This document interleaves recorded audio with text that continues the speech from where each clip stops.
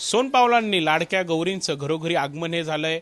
आपण जर बघितलं तर वेगवेगळ्या रूपात या गौरी आपल्याला बघायला मिळत असतात। मात्र नाशिकच्या शहाणे कुटुंबियांनी आपण जर बघितलं तर अशा प्रकारे एक राजस्थान पॅलेस हा तयार केलेला आहे आणि राणींच्या रूपामध्ये या गौरी ज्या आहेत त्या इथे आपण जर बघितलं तर विराजमान झालेल्या आहेत। या गौरींकडे आपण जर बघितलं तर लग्न झाल्यानंतर पहिल्यांदाच माहेरी आलेल्या माहेरवाशिनीच्या चेहऱ्यावरती जो आनंद बघायला मिळतो तसंच काहीसं या मूर्तीकडे बघून आपल्याला भास जो आहे तो होतोय।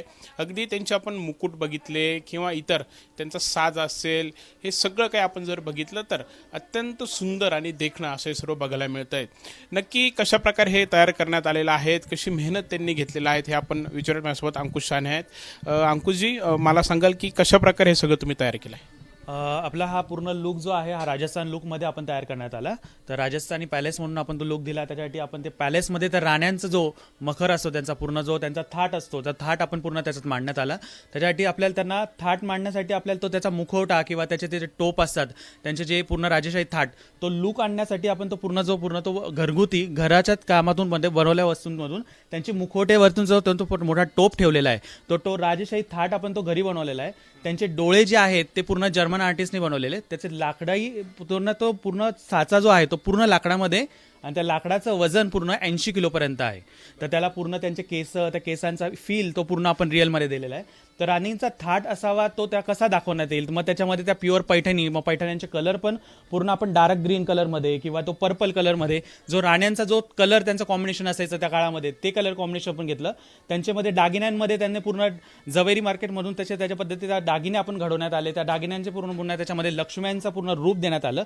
त्या रूपामध्ये पूर्ण त्यांच्या हातातून आलेले शेले, मग त्यांनी आणलेले करंडे, त्यांच्या हातामध्ये जे करंडे आहेत जे पूर्ण मोरपंखी याच्या कन्सेप्टमध्ये ते आहेत, त्यांचे पायामधले ते पूर्ण चाळ वगैरे, तर तो ज्या कन्सेप्ट ज्या रिअल तो ज्या काळात होता तर त्या काळामधला तो लुक आपल्याला देण्यात आला। मग त्यांना भेटायला त्या पूर्ण पॅलेसमध्ये गायी आलेल्या आहेत, तर ती पण आपण कन्सेप्ट आपण पूर्ण त्याच्यात दाखवली।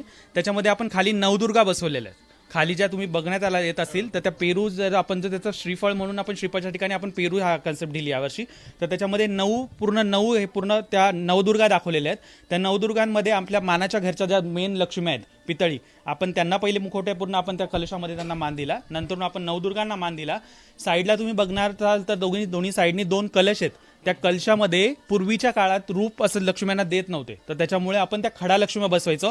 तर आपण त्याही 2 लक्ष्मी आपण त्याच्यामध्ये खडा लक्ष्मी म्हणून बसवल्यात। नंतर आपण त्या मेन ज्या लक्ष्म्यावरती विराजमान झालेल्या आहेत, ज्या राजेशाही थाटामध्ये बसलेल्या आहेत, तर त्या थाटामधला रूप जो आहे तो आपण पूर्ण त्यांच्या रूपामध्ये त्यांना पूर्ण आपण त्यांचा साज चढवलेला आहे। या पद्धतीत त्यांचा तो लुक जो आहे तो आपण पूर्ण राजेशाही लुक देऊन तो राजेशाही थाटामध्ये त्यांना विराजमान करून आपण त्यांचा मानपान दिलेला आहे।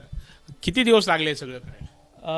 किती वेळ लागण्यापेक्षा आपण ते किती क्रिएटिव्हिटी करून आपण किती डोकं लावून ते घडवलं हे खूप जास्त गरजेचं होतं। त्याच्यामुळे वेळ आम्ही तो काउंट केला नाही, पण वेळेच्या ऐवजी आम्ही जेवढी क्रिएटिव्हिटी जेवढी देण्यात आली तेवढा आम्ही पूर्ण त्याचा प्रयत्न केला। आभूषण जे दिसतात ती कशी काय, किती आभूषण हे आपण तुम्हाला सिल्वर जे दिसतं आहे ते पूर्ण सगळं चांदी रूपात आहे। म्हणजे त्यांच्या जेवणाच्या